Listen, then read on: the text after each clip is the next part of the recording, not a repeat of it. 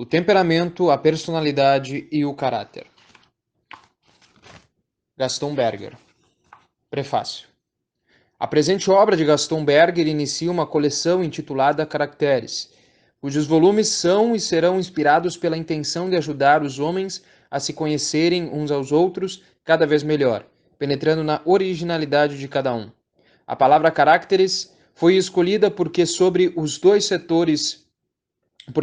cobre os dois setores nos quais esses livros se hão de repartir, fazendo abstração aqui de todos os empregos dessa palavra que sejam estranhos à antropologia e dentro da própria antropologia de suas acepções morais. Encontramos para o vocábulo dois sentidos em que os autores costumam usá-lo. No sentido mais estrito, entender-se por caráter o núcleo de disposições essenciais recebidas da hereditariedade congênitas que constitui a subestrutura somatopsicológica do indivíduo.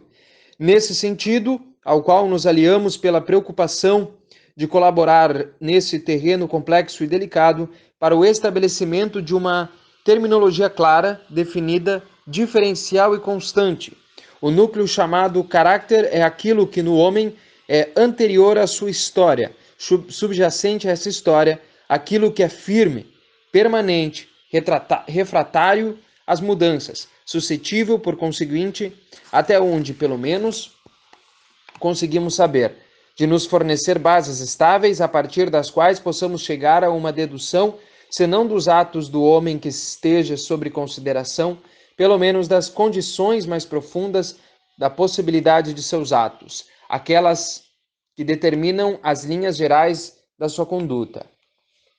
Reconhecemos em nós essa natureza congênita e é sobre seu domínio que vivemos conosco mesmos.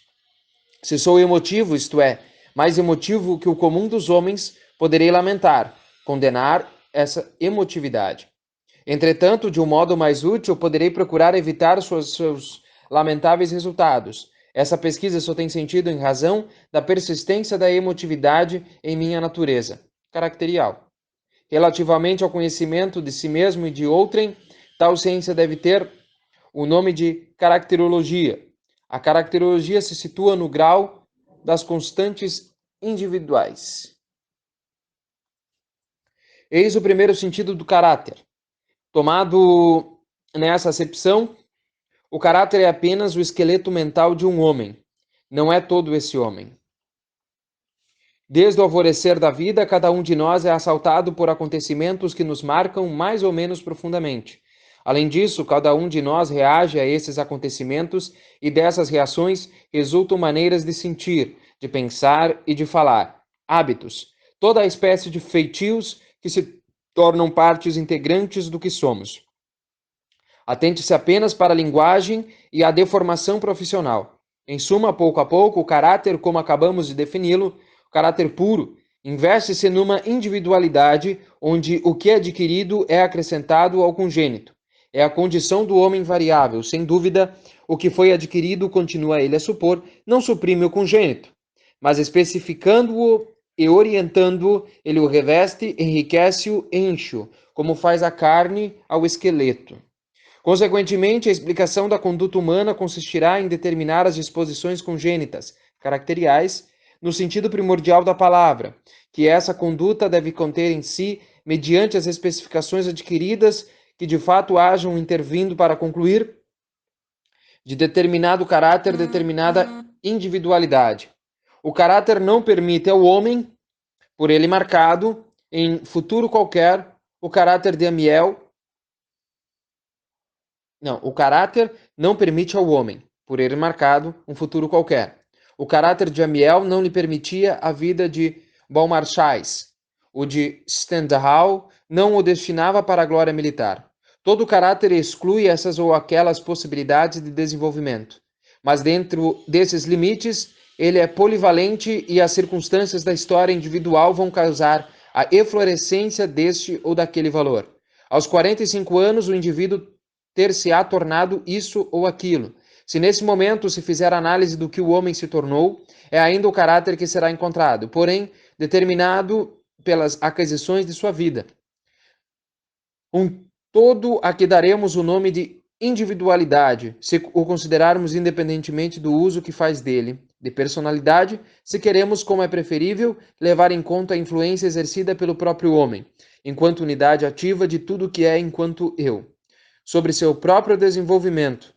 É a essa personalidade que outros autores dão o nome de caráter, pelo fato de constituir uma idiosincrasia, a originalidade característica de tal homem entre todos os outros.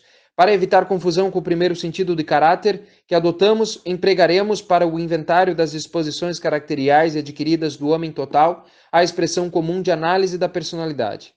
Resumamos numa frase essa distinção indispensável. Reservaremos os nomes de caráter, de caracterologia, exclusivamente ao que há de congênito no homem, para aplicar a expressão análise de personalidade ao conhecimento do todo complexo, sincrético, original de um homem, como resultante da determinação de seu caráter por meio de sua história. Se preferir, o caráter é a primeira camada, a camada fundamental da personalidade, o granito sobre o qual o resto se edificou. Sobre essa base, a vida depositou outras camadas.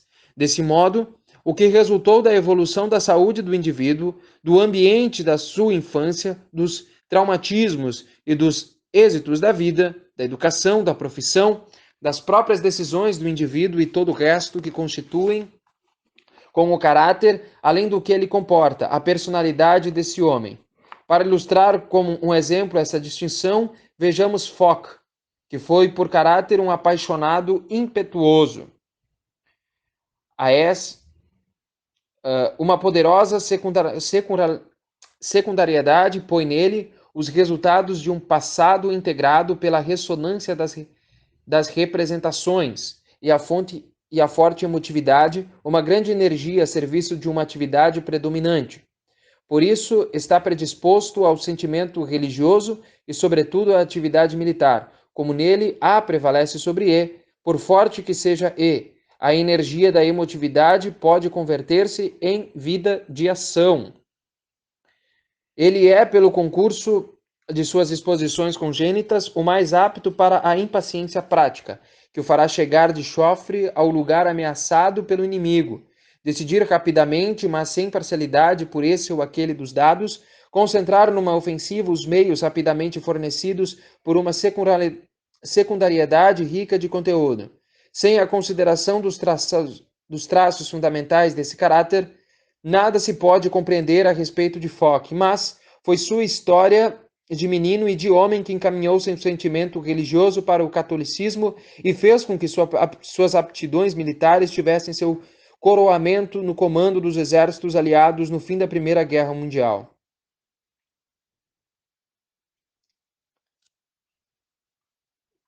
Dessas observações segue o conhecimento.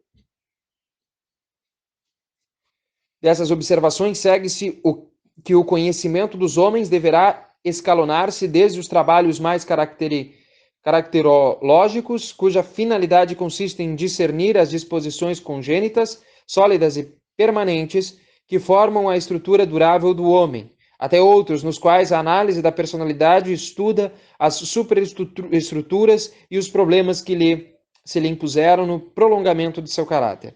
De uma forma alternada, o saber, mas mais cioso de profundidade e de generalidade do que de historicidade, mergulha no sólido, naquilo que deve permanecer sempre nas manifestações do indivíduo e nas peripécias de sua existência, ou mais cioso da realidade concreta, alça-se em direção ao completo, para ver como as generalidades em tal ou qual situações se compuseram de forma a originar determinada manifestação, rara ou curiosa.